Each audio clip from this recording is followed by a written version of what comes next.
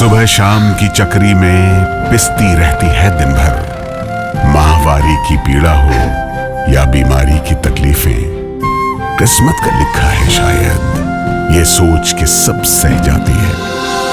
मुख्यमंत्री भगवंत सिंह मान महिलाओं की इस पीड़ा को समझते हैं, इसलिए पंजाब के हर जिले में आयोजित हो रहा है महिलाओं के लिए फ्री हेल्थ कैंप, जहां उन्हें मिलेगा बेहतरीन परामर्श और इलाज, ताकि महिलाएं रहें पूर्ण रूप से स्वस्थ। साहब हम बेरोजगार हैं, लाठी खाने को तैयार हैं। आदाब, नमस्कार। द रेड माइक में आपका स्वागत है। मैं हूं सौरभ शुक्ला। ये वीडियो देखिए, ये तस्वीरें देखिए, कैसे इन लोगों को पुलिस बेरहमी से पीट रही है। इन मार खाने वालों में किसी का बेटा है, किसी का भाई है, किसी की बहन है, किसी का भतीजा। कोई हिंदू होगा, कोई मुसलमान होगा, कोई सिख होगा, कोई ईसाई, कोई जनरल, कोई ओबीसी, कोई एससी, कोई एसटी होगा। लेकिन ये सब बेरोजगार हैं। इनमें एक बात कॉमन है कि ये सब रोजगार मांग रहे हैं। ये तस्वीरें हैं बिहार की राजधानी पटना की। क्योंकि हम पहचान की बात इसलिए कर रहे हैं क्योंकि इस समय देश में पहचान की राजनीति चल रही है, आइडेंटिटी पॉलिटिक्स चल रही है।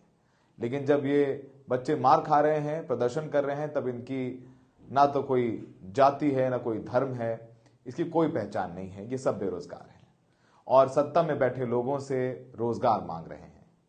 ये तस्वीरें हैं 25 दिसंबर, प्रभु यीशु के जन्मदिन की तस्वीरें हैं। ये सारे बच्चे बीपीएससी के दफ्तर के आसपास नजदीक में प्रदर्शन कर रहे थे। ये एक परीक्षा रद्द करने की मांग कर रहे थे। इनका कहना है इस परीक्षा में धांधली हुई थी, लेकिन परीक्षा रद्द करने की मांग के बाद उनको मिला क्या? ये लाठियां। जरा गौर से देखिए इन बेरोजगार छात्रों को। क्या है इनके हाथ में? कोई लाठी है, कोई डंडा है, कोई पत्थरबाजी कर रहा है, किसी के हाथ में पत्थर है, या इन्होंने कोई कानून तोड़ा है। आपको साफ दिखाई देगा कुछ भी गलत इन बेरोजगारों ने नहीं किया है। बस एक गलती की है कि नौकरी और परीक्षा सही से करवाने की मांग की है, जिसके बदले इन्हें लाठियां मिल रही हैं। ध्यान से देखिए कैसे दौड़ा दौड़ा कर इनको पीटा जा रहा है। इस बेरहमी से तो लोग जानवरों को नहीं पीटते हैं, जिस बेरहमी से इन युवाओं को पीटा जा रहा है। अब आपके मन में सवाल आ रहा होगा कि ये लोग कहां के हैं। तो सबसे पहले बता दें कि ये भारतीय हैं। फिर वो ऐसे राज्य से आते हैं जिनके मुख्यमंत्री का नाम सुशासन बाबू है। कहा जाता है कि नीतीश कुमार जो मुख्यमंत्री हैं, माफ कीजिएगा, बिहार के, वो सुशासन बाबू हैं। लेकिन उन्हीं के प्रदेश में छात्रों के साथ ये व्यवहार किया जा रहा है। बिहार में बीजेपी के साथ जदयू की गठबंधन की सरकार है, लेकिन सुशासन बाबू अपने ही राज्य के छात्रों को बेरोजगारी के बदले लाठी दे रहे हैं। ये हाथ में पोस्टर लिए एक लड़की की तस्वीर देखिए। उसने लिखा है, जो एक पेपर नहीं संभाल पा रहा है वो हमारा फ्यूचर कैसे संभालेंगे। इस पोस्टर में कहीं से कोई बात गलत नहीं लिखी है। आपको रोज पेपर लीक की खबरें मिलती रहती हैं। सरकारी नौकरियों में कैसे धांधली करके लोगों को नौकरी दी जा रही है, किसी से छुपा नहीं है। प्रमोशन का खेल भी किसी से नहीं छुपा। सबको सब कुछ पता है, लेकिन सब चुप रहते हैं। आखिर क्यों? ये बच्चे आज दूसरों के हो सकते हैं, कल आपका बच्चा भी होगा। इन्हीं बेरोजगारों में से एक होगा, वो भी ऐसे लाठी खाएगा। तब आपका दिल पसीजेगा। और सोचिए कि तब कोई नहीं बोलेगा आपके लिए, कोई नहीं बोलेगा आपके बच्चे के लिए। तो क्या आपको लगेगा कि आपके साथ समानता भरा व्यवहार किया जा रहा है? इन बच्चों को समर्थन करने के लिए खान सर पहुंचे, पहले भी पहुंचे थे। खान सर ने कहा कि वो चंदा जुटाएंगे, बच्चों के प्रदर्शन में उनका साथ देंगे और उन्हें कहीं से भी जो मदद मिलेगी वो मदद करेंगे, लेकिन बच्चों के साथ न्याय जरूर करेंगे। सुन लीजिए खान सर क्या कह रहे हैं। तैयार है ना? अरे इनको चंदा जुटा के देंगे, जरूरत पड़ेगा तो टीडीपी बेच देगा। लेकिन हम सबके सामने करें, पीछे नहीं हटेंगे। अरे इनके मासूम चेहरे को देख लो, ये कोई धन दौलत नहीं मांग रहे हैं। ये कह रहे हैं कि परीक्षा टॉप ले लो। तुम धांधली की हो, सीसीटीवी फुटेज क्यों नहीं दिखा रहे हो? जो विद्यार्थी एब्सेंट था उसका बेंच बाहर क्यों ले गए लोग? ऐसी तमाम चीजें जो बाहर आ रही हैं, ये सब जांच का विषय है। हम लोग को सीसीटीवी फुटेज चाहिए और वही आधार बनेगा। इस भ्रम में बीपीएससी न रहे कि वो 4 तारीख को परीक्षा ले लेगा तो कैंसिल नहीं हो सकता है। सुप्रीम कोर्ट तक जाएंगे, राष्ट्रपति महोदय तक जाएंगे। हम यहाँ बोल रहे हैं, हम लोग राष्ट्रपति महोदय तक को भी बताएंगे कि देखिए हमारे यहाँ बिहार में बीपीएससी क्या कर रहा है। समझा गया कि नहीं? पहले देश का जीडीपी गिरा, उसके बाद बिहार में पुल गिरा और बीपीएससी गिर गया। अरे अब कितना गिरेगा बीपीएससी? ये लोग डेलीगेशन में जा रहे हैं, एक ही बार आप सब लोग को एक ही मांगे, क्या जी?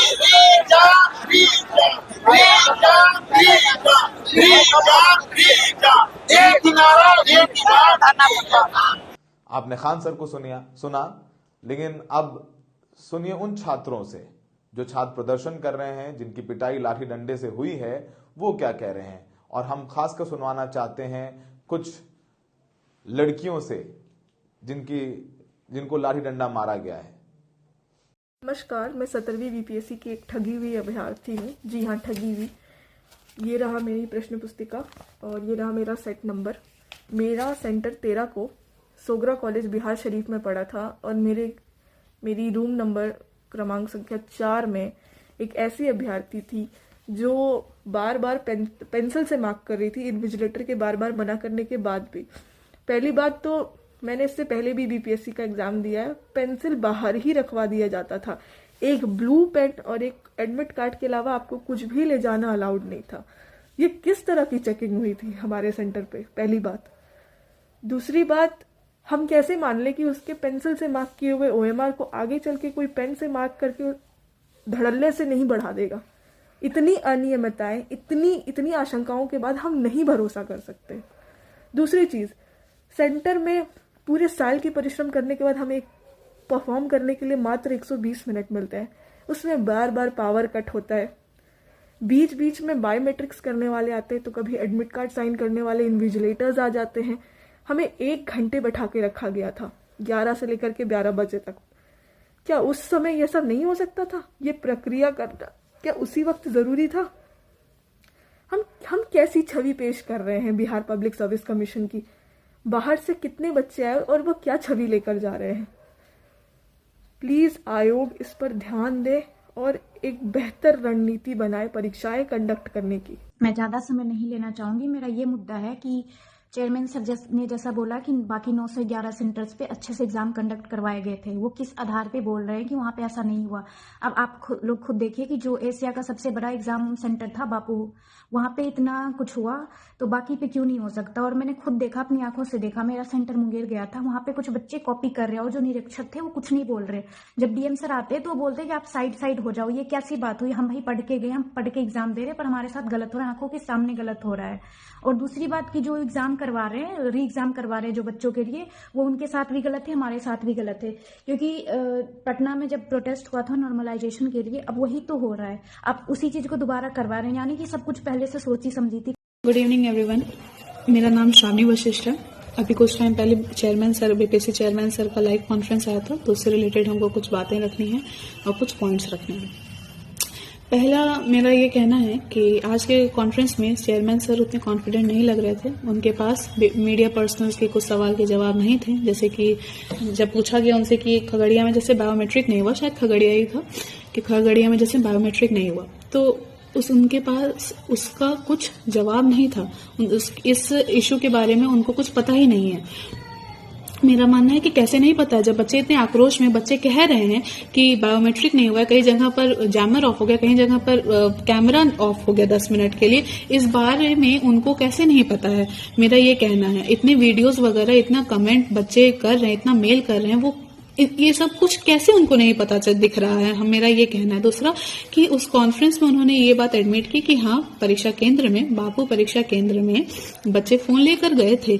तो जब इतने बड़े परीक्षा केंद्र में, जिसका उद्घाटन श्री नीतीश कुमार जी ने किया था, जब वहां पर इतना सिक्योरिटी इश्यू हो सकता है, तो फिर बाकी 911 केंद्र जो थे, जो कि बिहार के अन्य बहुत सारे केंद्र तो ग्रामीण जिले में पड़े थे, तो वहां पर ये नहीं सिक्योरिटी इश्यू हो सकता है क्या? क्या पता हुआ भी हो, हमें इसका कोई आइडिया नहीं हो। दूसरा मेरा ये है कि आयोग ने खुद कहा था कि 80,000 बच्चों के लिए वो 4 लाख 4.5 लाख बच्चों का डेट जो है एग्जाम का वो डिले नहीं कर सकते हैं। इन शॉर्ट कि 4.5 लाख बच्चे जो हैं उनके लिए ज्यादा इम्पोर्टेंट हैं। तो मेरा ये कहना, आयोग अपनी बात से कैसे पलट रही है? तो फिर 12,000 बच्चों के लिए वो वापस से री एग्जाम क्यों करवा रही है? मेरा ये कहना, आई रिपीट, आयोग ने ये कहा था कि 4.5 लाख बच्चे उनके लिए ज्यादा इंपॉर्टेंट है। हम उस टाइम भी 80,000 बच्चे के सपोर्ट में थे, हम आज भी री एग्जाम के सपोर्ट में, लेकिन सिर्फ 12,000 बच्चों के लिए नहीं, सारे बच्चों के लिए, क्योंकि री एग्जाम सिर्फ 12,000 बच्चों के लिए हमको लगता है कि एक अनफेयर डिसीजन होगा, 12,000 के लिए भी और 4.5 लाख बच्चों के लिए के साथ भी, सॉरी बाकी जो रिमेनिंग स्टूडेंट्स हैं उनके साथ भी। दूसरा मेरा ये कहना है, तीसरा मेरा पॉइंट ये है कि आयोग जो कह रही है कि वो बच्चे के हित के लिए काम कर रही है, वो बच्चे खुश हैं उनके इस डिसीजन से, बच्चे संतुष्ट हैं, तो मेरा ये कहना है उनको वो कैसे कह सकती है आयोग कि बच्चे खुश हैं कि नहीं है? हमको लगता है वो आकर देखे ना, पूछे हमसे हम कितने खुश हैं या नहीं है। वो 12,000 के जो रिमेनिंग स्टूडेंट्स बचते हैं उसमें से एक हम है, हम तो बिल्कुल खुश नहीं है इस डिसीजन से। बहुत लोग कहेंगे कि मेरा एग्जाम अच्छा नहीं गया होगा, ऐसा हम बिल्कुल स्पष्टीकरण इस बारे में नहीं देना चाहेंगे। वो मेरा इशू है, मेरा एग्जाम अच्छा गया या नहीं, आपका इशू नहीं है। इशू ये होना चाहिए कि सही क्या होगा, सही डिसीजन क्या होना चाहिए। मेरा मानना है कि आयोग एक सर्वे क्यों नहीं करा लेती है कि पता चल जाएगा बच्चे खुश हैं या नहीं खुश हैं, क्योंकि जब एक सर्वे अतुल सर करवा सकते हैं तो एक सर्वे अभी प्रेजेंट चेयरमैन सर क्यों नहीं करवा सकते हैं? तो पता चल जाएगा, साफ स्पष्टीकरण हो जाएगा कि बच्चे खुश हैं या असंतुष्ट हैं या संतुष्ट हैं। लास्ट मेरा ये कहना है कि ये पहली बार नहीं होगा कि बीपीएससी का री एग्जाम होगा। हमें ये तो बीपीएससी का पुराना इतिहास रह चुका है। हम पूरा बिहार जानता है कि बीपीएससी का कई बार री एग्जाम हुआ है, तो ये इतिहास दोहराता है। तो ये पहली बार नहीं होगा। लास्ट में हम यही कहेंगे कि अगर री एग्जाम होता है तो ये सभी का हो, सिर्फ 12,000 का नहीं हो, सबके बारे में सोचा जाए, तो ही ये एक फेयर जस्टिस वाला डिसीजन हो पाएगा। आइए आपको बताते हैं कि पूरा मामला क्या है। 13 दिन से ये स्टूडेंट्स, अभ्यर्थी प्रदर्शन कर रहे हैं। ये सब बीपीएससी अभ्यर्थी हैं। 13 दिसंबर को परीक्षा हुई थी और उस दिन 17वीं संयुक्त प्रतियोगी परीक्षा, जिसे सीसीई कहा जाता है, इनका आरोप है कि इसमें गड़बड़ी हुई है और उन्होंने बिहार के बोर्ड से कहा कि आप इसको रद्द करिए। जब बिहार के बोर्ड ने रद्द नहीं किया तो वो बीपीएससी के कार्यालय के सामने प्रदर्शन कर रहे हैं। बुधवार 25 दिसंबर को स्थिति को काबू में करने के लिए पुलिस ने अभ्यर्थियों पर जमकर लाठीचार्ज किया। प्रदर्शन कर रहे अभ्यर्थियों ने आरोप लगाया कि उनके साथ आतंकियों जैसा बर्ताव किया गया है और पुलिस की कार्रवाई में कई लोग घायल हुए हैं। हालांकि अधिकारियों ने, पुलिसकर्मियों ने, प्रशासन ने इन आरोपों को खारिज किया है। अब बिहार है, बिहार में विपक्ष में आरजेडी और कांग्रेस हैं, तो इन बच्चों के लिए कांग्रेस को राहुल गांधी और प्रियंका गांधी का साथ मिला है। प्रियंका गांधी ने ट्वीट करके बेरोजगारों के ऊपर हुए इस तरह से लाठियों की बौछार का पुरजोर विरोध किया है। राहुल गांधी ने वीडियो डालकर लिखा है कि मैंने संसद में कहा था कि जिस तरह एकलव्य का अंगूठा कटवाया गया था, उसी तरह पेपर लीक करवाकर युवाओं का अंगूठा काटा जाता है। इसका ताजा उदाहरण बिहार है। बीपीएससी अभ्यर्थी पेपर लीक के खिलाफ आवाज उठा रहे हैं और एग्जाम रद्द करने की मांग कर रहे हैं, लेकिन एनडीए की सरकार अपनी नाकामी छुपाने के लिए उल्टा छात्रों पर ही लाठीचार्ज करवा रही है। यह बेहद शर्मनाक और निंदनीय है। छात्रों के भविष्य के साथ खिलवाड़ बर्दाश्त नहीं किया जाएगा। हम उनके साथ हैं और उन्हें न्याय दिलाने के लिए लड़ेंगे। प्रियंका गांधी ने भी हाथ जोड़ रहे बच्चों को मारती हुई पुलिस का वीडियो डालते हुए लिखा है कि हाथ जोड़ रहे युवाओं पर इस तरह लाठीचार्ज करना क्रूरता की परिकाष्ठा है। भाजपा के राज्य में रोजगार मांगने वाले युवाओं को लाठियों से पीटा जा रहा है। यूपी हो, बिहार हो या मध्य प्रदेश, युवा अगर अपनी आवाज उठाते हैं तो उनके साथ बर्बरता की जाती है। ये प्रियंका गांधी में लिखा है। लेकिन अब आखिर में आप इस रोते हुए छात्र को देखिए। ये सिर्फ और सिर्फ रो नहीं रहा है, वो इसलिए रो रहा है कि पुलिस ने उसे पीटा है। वो इसलिए रो रहा है क्योंकि वो सिस्टम से हार गया, वो अपनी उम्मीद से हार गया। अपने और अपनों के सपनों के हारने के बाद जब पुलिस ने उसके साथ जानवरों जैसा सलूक किया तो ये टूट गया। सत्ता में बैठे सत्ताधीश भूल जाते हैं कि जिस कुर्सी पर वो बैठे हैं उस पर कभी कोई और भी बैठा था। समय के हिसाब से कोई बचता नहीं है। लोग नारे लगाते थे कि जिस ओर जवानी चलती है उस ओर जमाना चलता है। आज की जवानी नौकरी की चाहत में डंडे खा रही है और जमाना उनके पीछे नहीं चल रहा। आखिर कब तक इस देश में बेरोजगारों और नौकरी मांगने वालों के साथ ऐसा बर्ताव होता रहेगा? वादा 2 करोड़ नौकरियों का हर साल था कि हर साल 2 करोड़ नौकरियां दी जाएगी, लेकिन वो भी एक जुमला साबित हो गया है। अंत में सुनिए कि अनुपम जो हल्ला बोल नाम की संस्था युवाओं को लिए चलाते हैं, अब कांग्रेस में आ गए हैं, उस पूरे मामले पर क्या कह रहे हैं? कहा जाता है कि बिहार में डबल इंजन की सरकार है, लेकिन ये डबल इंजन युवाओं के सपनों को रौंदने का काम कर रही है, देश के भविष्य को अंधकार में डालने का काम कर रही है। बिहार के युवाओं की दुर्गति हो रही है, लेकिन मुख्यमंत्री नीतीश बाबू प्रगति यात्रा पर है। बीपीएससी में पेपर लीक और धांधली के खिलाफ बेरोजगार युवा लगातार पिछले कई दिनों से सरकार से गुहार लगा रहे हैं, मांग कर रहे हैं, प्रदर्शन कर रहे हैं कि पेपर को निष्पक्ष ढंग से, ईमानदार ढंग से दोबारा कराया जाए और इस परीक्षा को रद्द किया जाए, जिसमें पर्याप्त सबूत हैं धांधली और पेपर लीक के। लेकिन सरकार है कि सुनने को तैयार नहीं है। सुनना तो दूर की बात, हाथ जोड़कर बैठे हुए अभ्यर्थियों पर बेरहमी से लाठी चलाती है। इस कदर लाठीचार्ज करती है जैसे कि वो कोई हमारे प्रदेश के युवा नहीं हो, छात्र नहीं हो, कोई हमारे दुश्मन है, कोई युद्ध जैसा माहौल हो। इस तरह से लाठीचार्ज किया जाता है। ये आम बात हो गई है, युवाओं का लाठी खाना, किसी भी आंदोलनकारी प्रदर्शनकारी की बात को ना सुन के उनकी आवाज़ को कुचलने का काम करना। हमारी मांग है सरकार से कि बीपीएससी में जो गड़बड़ी हुई है, सरकार कह रही है कि सिर्फ एक परीक्षा केंद्र में, बापू परीक्षा केंद्र में गड़बड़ी हुई है, जहां 12,000 के करीब अभ्यर्थी बैठते हैं, और सिर्फ उस केंद्र पर दोबारा परीक्षा करवाएंगे। अगर आपकी बात एक बार को मान भी ली जाए कि सिर्फ एक ही परीक्षा केंद्र में गड़बड़ी हुई है, तो अगर आप 12,000 अभ्यर्थियों के लिए दोबारा परीक्षा करवाएंगे, दोबारा एक नया क्वेश्चन पेपर सेट करेंगे, इसका मतलब आप फिर से नॉर्मलाइजेशन लगाएंगे। उसी नॉर्मलाइजेशन को लगाएंगे जिसके खिलाफ लाखों की संख्या में बिहार में भी प्रदर्शन हुए और उत्तर प्रदेश में भी हुए। देश के कई राज्यों में उस नॉर्मलाइजेशन की प्रक्रिया के खिलाफ प्रदर्शन हुए। लेकिन घूम फिर के बिहार सरकार परीक्षा में नॉर्मलाइजेशन लाना चाहती है। हमारा मानना है कि नॉर्मलाइजेशन की जो प्रक्रिया है वो पारदर्शी नहीं है, वो बैकडोर एंट्री की प्रक्रिया है। वो सत्ता में बैठे लोग अपने लोगों को किस कदर सेट करके नौकरी में भेजे, इसका एक शॉर्टकट है। नॉर्मलाइजेशन नहीं होना चाहिए। बीपीएससी के सभी अभ्यर्थियों के लिए दोबारा से री एग्जामिनेशन होना चाहिए और सरकार जल्द से जल्द इस मांग को माने।